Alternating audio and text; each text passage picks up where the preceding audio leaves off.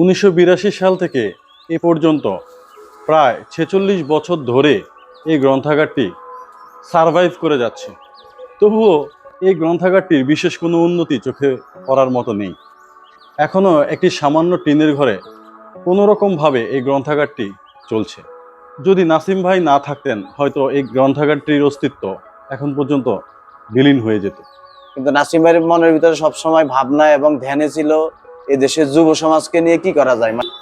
আসলে আজকে ভাই চলে গেছেন, এখানে আসলে এখনো মনে হচ্ছে লাগে যে এই সেটটাতে নাসিম ভাই বসে আছে। ছিল ভাই চলে গেছেন, আল্লাহ ভাইকে জান্নাত দান করুন। ভাইয়ের অনেক অবদান এই গ্রন্থাগারের জন্য। আলেকজান্ডার আসম আব্দুর রব সরকারি কলেজের ঠিক সামনেই এই গণ উন্নয়ন গ্রন্থাগারটি অবস্থিত। এই গ্রন্থাগারের সদস্য সংখ্যা কত? প্রায় 500। প্রায় 500। সবাই কি গ্রন্থাগারে কন্ট্রিবিউট করে, টাকা পয়সা দেয়? না, সবাই না, সবাই দেয় না। কত 500 জনের মধ্যে কত জনে দেয়?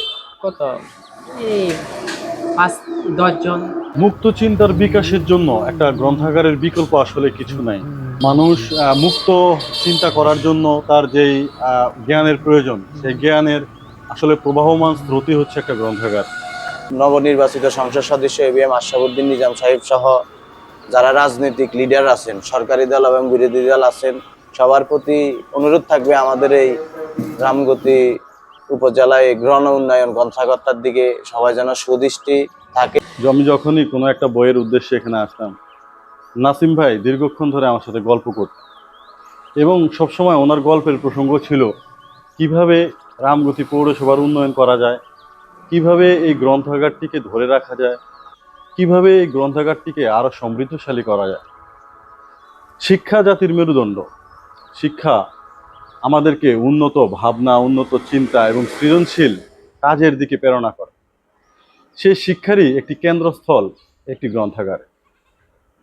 এই গ্রন্থাগারটির নিয়ে নাসিম ভাইয়ের অনেক ভাবনা ছিল, অনেক পরিকল্পনা ছিল।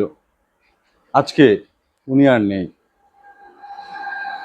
কিন্তু ওনার স্বপ্নগুলো, ওনার ইচ্ছাগুলো যেন বাস্তবায়িত হয়, সেজন্য কর্তৃপক্ষ এবং শিক্ষানুরাগী যে সমস্ত মানুষ রয়েছেন তাদের কাছে আমার বিনীত অনুরোধ, আপনারা অবশ্যই এই গ্রন্থাগারটিকে একটি উন্নত গ্রন্থাগারে পরিণত করার জন্য সহযোগিতার হাত বাড়িয়ে দেবেন।